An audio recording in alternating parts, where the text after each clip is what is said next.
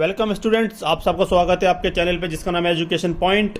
और आज हम डिस्कस करेंगे डिमांड के नेक्स्ट टॉपिक के बारे में। उससे पहले हम आपको बताना चाहते हैं कि हमारी टीम एक और चैनल हैंडल करती है जिसका नाम है फाइनेंशियल स्पॉट। आज वहाँ पे फार्मा स्टॉक्स के बारे में बहुत ही अच्छी वीडियो अपलोड की गई है आप लोगों के लिए। अगर आप इंटरेस्टेड हैं तो लिंक डिस्क्रिप्शन पर दिया हुआ है, आप जाके वहाँ से चीज़ें समझ सकते हैं।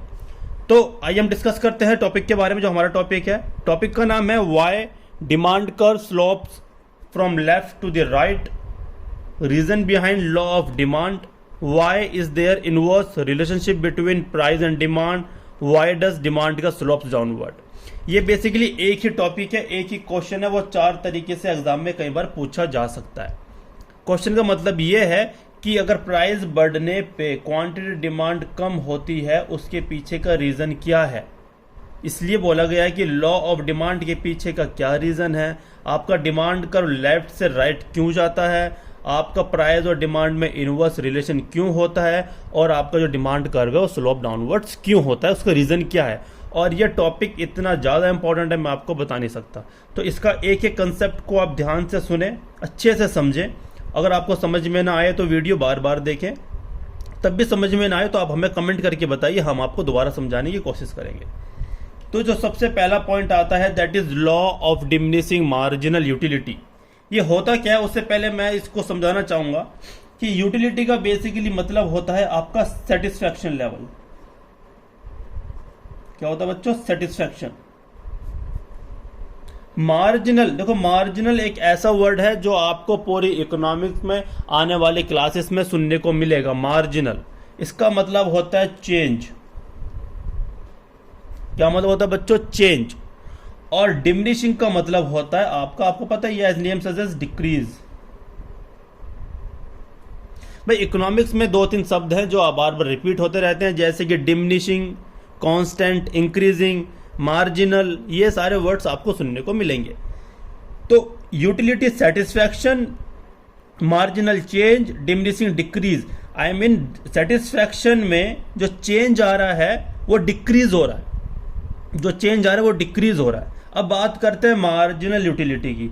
बेसिकली बच्चों जो मार्जिनल यूटिलिटी है उसको हम बोलते हैं एमयू। इसका मतलब होता है चेंज इन टोटल यूटिलिटी, मतलब टोटल यूटिलिटी में कितना चेंज आया। अब टोटल यूटिलिटी क्या होती है?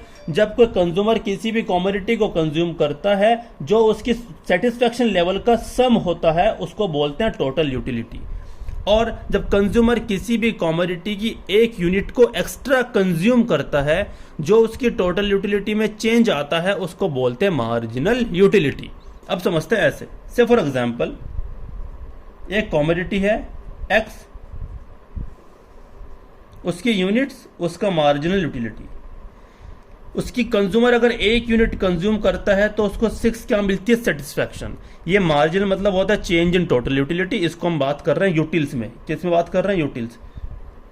ऑल्दो एक जो डिमिनिशिंग यूटिलिटी है, ये अपने आप में ही एक प्रॉपर चैप्टर का हिस्सा है जो कि कंज्यूमर इक्विलिब्रियम के आता है। वहां पे हम इसको और डिटेल में पढ़ेंगे, लेकिन मैं फिर भी आपको यहाँ पे समझाने की कोशिश करता हूँ। से फॉर एग्जाम्पल एक कंज्यूमर है, अगर वो एक एक्स कमोडिटी की एक यूनिट कंज्यूम करता है तो उसकी एमई होती है 6। अगर वो एक और एक्स्ट्रा कंज्यूम करता है, से फॉर एग्जांपल यहाँ पे हम बात करते हैं आइसक्रीम की, वो कंज्यूमर एक आइसक्रीम खाता है तो उसको यूटिलिटी मिलती है 6 सेटिस्फैक्शन लेवल।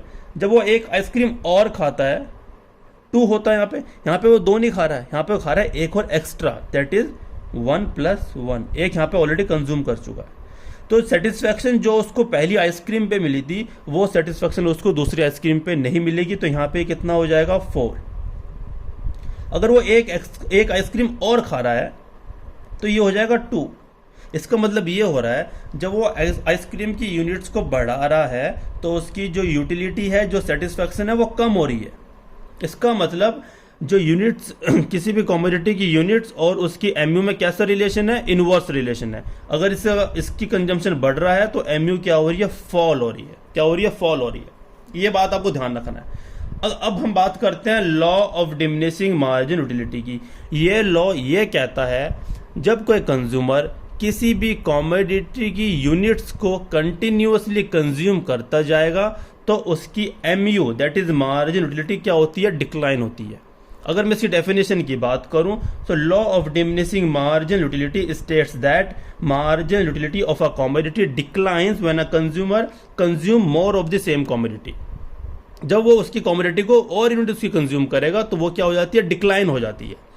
अगर मैं दोबारा इस एग्जांपल पे आता हूं तो कंज्यूमर जब उसकी यूनिट को और कंज्यूम कर रहा है तो उसकी सेटिस्फेक्शन लेवल क्या हो रही है, डिक्रीज हो रही है।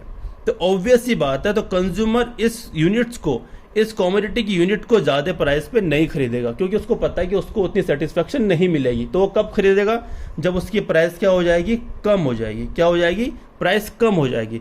जब उसकी प्राइस कम होगी तभी उसकी डिमांड वो करेगा, राइट।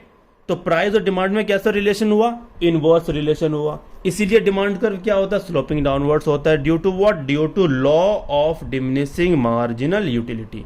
मैं डेफिनेशन दोबारा बोलता हूं, law of diminishing marginal utility states that MU of a commodity declines when a consumer consumes more unit of a same commodity। ठीक है, तो ये हुआ law of diminishing marginal utility, उसके यूनिट के कंजम्पशन में। और MU में इनवर्स रिलेशन है, जैसे वो यूनिट्स को और कंज्यूम कर रहा है उसका सेटिस्फेक्शन लेवल कम होता जा रहा है, इसलिए कंज्यूमर उस कमोडिटी को कम प्राइस पे ही खरीदेगा, ज्यादा प्राइस पे नहीं खरीदेगा। अब बात करते हैं इनकम इफेक्ट के ऊपर। किसकी बात करते हैं, इनकम इफेक्ट से। फॉर एग्जाम्पल, अगर किसी भी कमोडिटी का प्राइस क्या होता है, कम होता है। अगर प्राइस कमोडिटी का कम होता है तो उसकी रियल इनकम क्या हो जाती है, ज्यादा हो जाती है।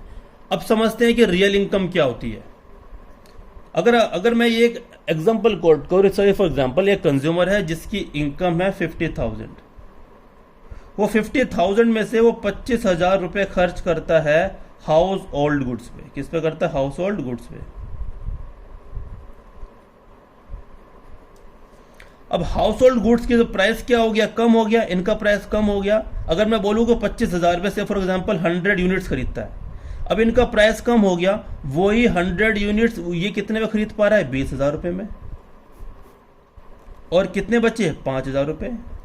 मतलब कि उसने सेम कमोडिटी खरीदी है प्राइस पे कम आने की वजह से, और इसके बाद 5,000 रुपये बच जाते हैं। इसका मतलब वो 5,000 रुपये की और शॉपिंग कर सकता है। तो ये 5,000 क्या है, ये नथिंग बट रियल इनकम। ये क्या है, रियल इनकम है। तो जैसे प्राइस कम तो रियल इनकम ज्यादा, रियल इनकम ज्यादा तो परचेजिंग पावर ज्यादा, परचेजिंग पावर ज्यादा तो डिमांड भी ज्यादा।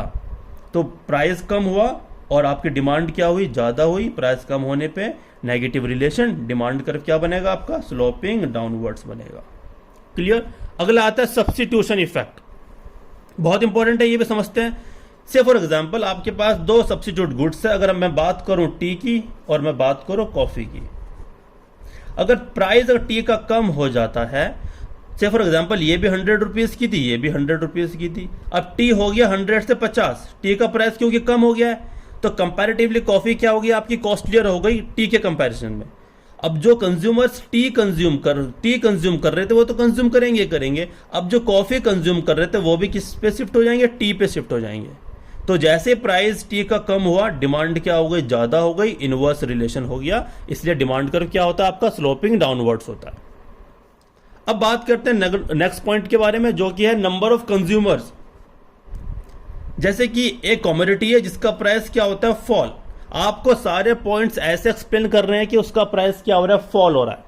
जैसे प्राइस आपका फॉल हो रहा है तो मार्केट में दो तरह के कंज्यूमर आते हैं। पहला कि अगर प्राइस फॉल हुआ तो वो कमोडिटी क्या हो गई, अब थोड़ी सस्ती हो गई, अब वो अफोर्डेबल हो गई। पहले जो कंज्यूमर उसको अफोर्ड नहीं कर सकते थे, अब उसको अफोर्ड कर सकते हैं, बाय कर पाएंगे।